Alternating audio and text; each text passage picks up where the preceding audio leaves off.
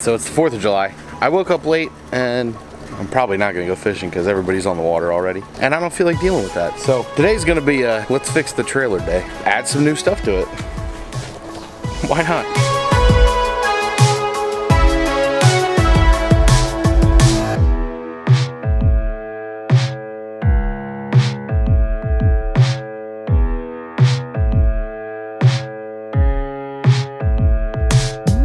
You can see this stuff's pretty freaking rusty, so I'm gonna remove this stuff and then I'm gonna go find some new pieces to go on it. So I'm gonna find a new coupler, and I think I'm gonna find some other odds and ends for this thing that might improve the trailer a little bit. So just little things to make my life easier, and that's the point of fixing this stuff. So let's go ahead and get started and see how difficult this is, because I mean, these bolts are rusty.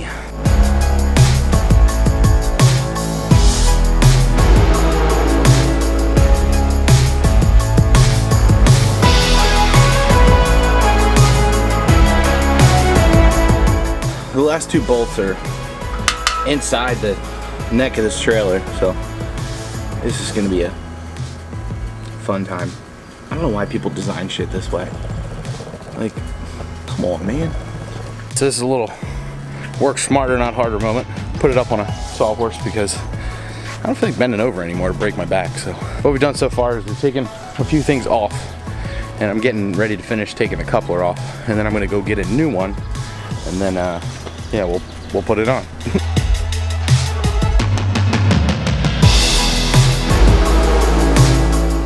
And now comes the infamous Walmart trip to see if we can find a coupler.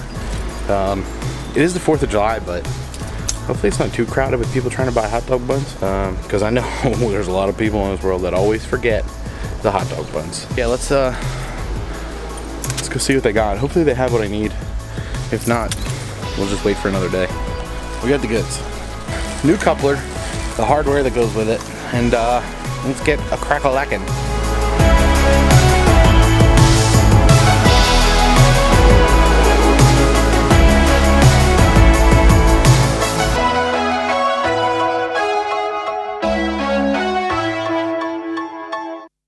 So the new coupler is on.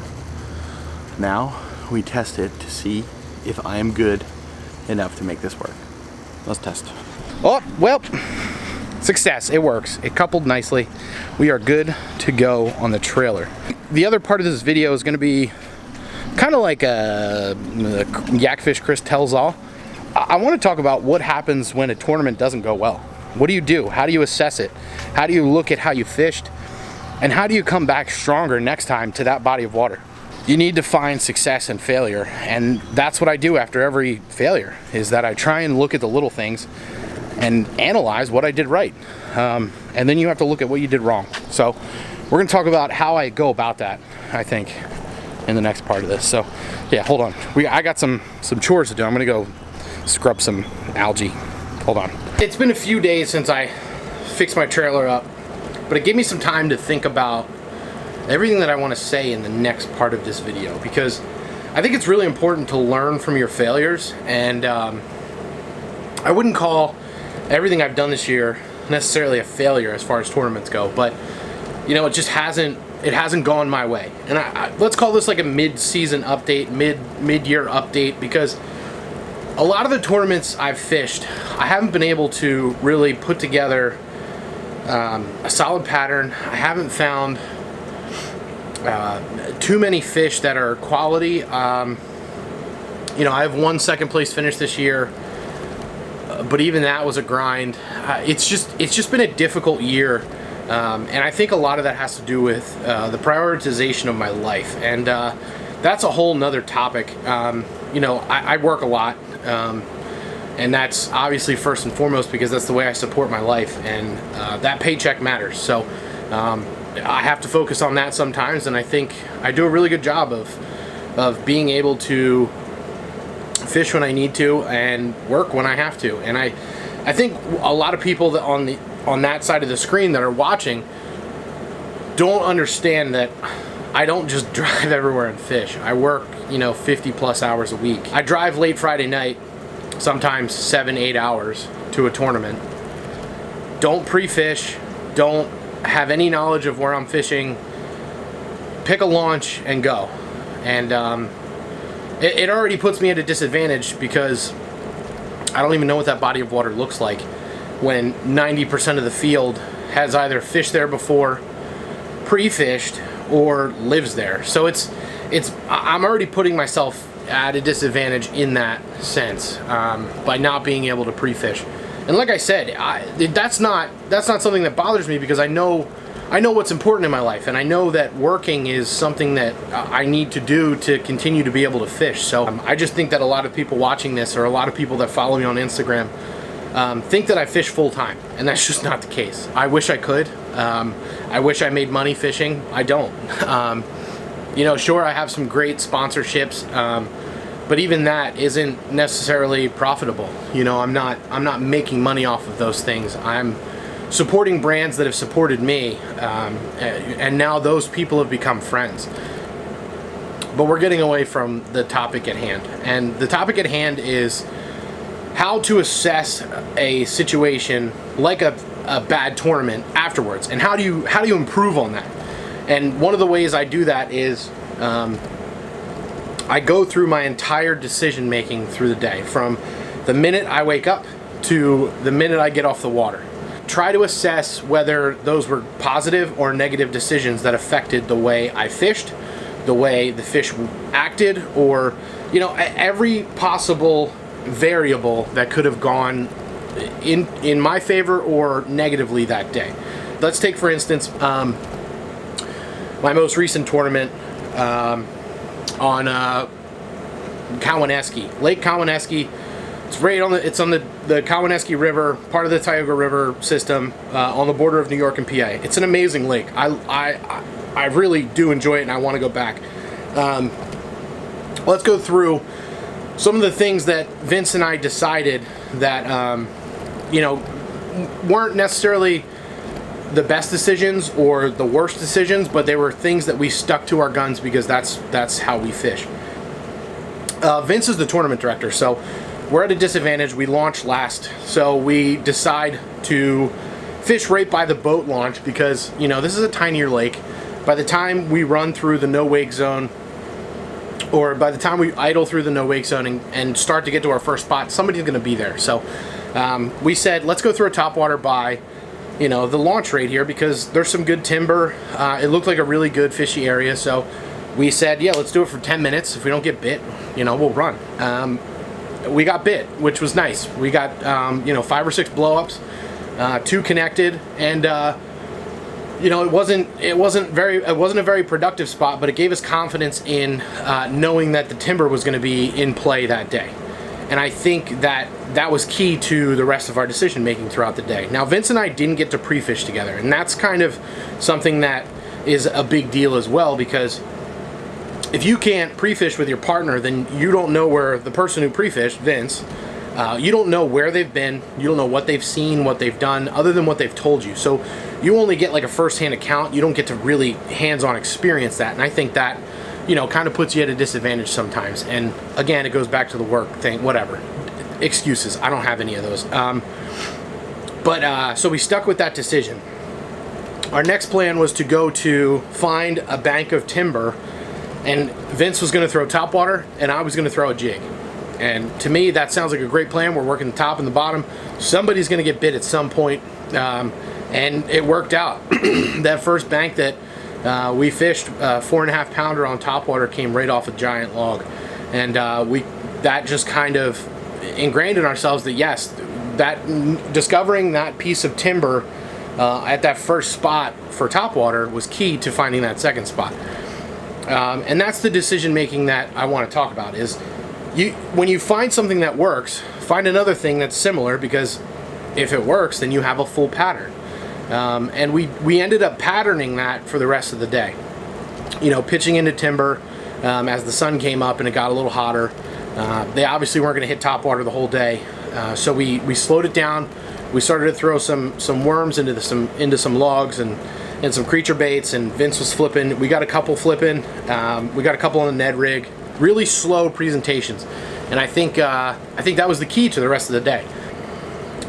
Some mistakes were made. I dropped a fish, Vince dropped a fish. You know, things happen. It's fishing.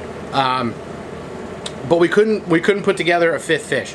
And you know, that's when we started to question our decision making. Did we go to this spot long enough? Did we go to this spot soon enough? Did we hit this hard enough? Did we cast as many times as we needed to into this certain area? And I think that that's when you start to really lose confidence in yourself and your abilities, is when you start to question those things. And I don't think you should ever really question those things when things are working. What I'm trying to say about finding those positives and negatives is that confidence is key. And when you find the positive and you find the negatives, then you're able to rebuild your confidence back up. And the things that I've noticed about fishing, especially tournament fishing, is that confidence is king. And if you can go out with confidence and, you know, some big balls, and you can understand that you can catch fish anywhere you go, you can win anywhere you go, and you can have a big chest heading out every single time you're on the water, then no one can really beat you. Because being able to have confidence and find the positives in all of your day means you're really winning in the end. And I know it's not like you're getting first or second or third every single tournament, but building and improving every single tournament is just as important as winning. Because you're never going to be able to build yourself up if you're not doing those things. If you're not finding those moments to build upon, then you're never going to become a better fisherman. Now, if you're at the top of your game, fine. Then don't listen to this. If you're winning every single time, then you've done those things. If you are, you know, cashing a check every single time, like a lot of these people are, it's because they're doing these things. They're confident. They're assessing themselves on and off the water and building off the positives and the negatives they're building off themselves in a very positive way. And I think we can all learn from that, because once you're at that level, staying there is tough. And these are some of the most positive people that I've ever met, because they understand that things can go wrong. They understand that not everything is going to go their way. They understand that they're going to have to realize their mistakes and not make them again. And that's how you get to that level. And I think I've been successful to a point, and I'm still building. And realizing you're still building, and realizing you're still here and not here, I think is another important piece of this, because that's only going to help your confidence too. Now, my confidence is here. My skill level, I believe, is here, but my confidence is here. I know I can go up against anybody in the world, and I know I can give them a run for their money. Is that true? I don't know, but I'm confident enough to say that. And I don't want to come off being cocky or being big-headed, but I think that I trust my decision-making and my skills enough to know that I can compete with just about anybody. And if you don't have that attitude on tournament day, then you're already one step behind and you're already losing. It's just like any other sporting event. I grew up playing football, baseball, lacrosse. When I went out there, when I stepped across that line, I was the baddest MFer on the face of the planet. Nobody could touch me.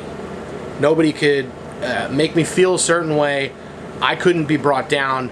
I was the one that was delivering every bit of pain out there on the football field. And I think because of that attitude, I can carry that over to the water. Nobody in the world can touch me when I'm that confident. And I think that's part of learning and building and being a successful fisherman. So now it's after the tournament, and we're trying to assess our decision making throughout the day. So a lot of the questions that Vince and I ask each other are, you know, what did we do wrong? And now, while that's a very important question, I always fire back at Vince, what did we do right? Because I think looking at what you did right is just as important as what you did wrong, because you can narrow down to what you need to continue to do next time you are out on this body of water at that time of year. And I think that was one of the biggest things in my learning, especially kayak tournaments, of how to assess a situation, is what did you do right? Name the things you did right. If you have one or two things you did right, then you know the next time you're out on the water, you need to capitalize on those two things, because clearly those are your strengths. And that's how I've moved on, and that's how I've learned from my mistakes, and that's how I've gone out and done things differently the next time I'm out on the body of water, or any body of water. And I think in assessing what you've done right, you can assess what you've done wrong. And I know that's kind of obvious, but it just makes it easier to prove to yourself that, you know, the things you did right were good, and the things you did wrong weren't so good. And I think you need to keep telling yourself that you made some positive decisions and you made some moves in the right direction, because fishing is all about confidence. And if you don't have that confidence, then you're not going to make any of those right decisions. So I guess that's what I'm trying to say here, is that confidence is the best thing that you can do when you're fishing. And assessing your right moments and your wrong moments to build your confidence back up is key to being successful that next time out on the water. So I hope some of this made sense to you. It's kind of the way I assess myself after I get off the water, is looking for those confident moments and building off those for the next time that I'm out and about. And I think that you know, it's very important to be that way when you're coming off of a bad day. So stay confident, stay positive, and you're gonna be fine. Don't worry, you'll catch fish next time. Anyways, thanks for watching. Love you guys. I'll see you in the next video.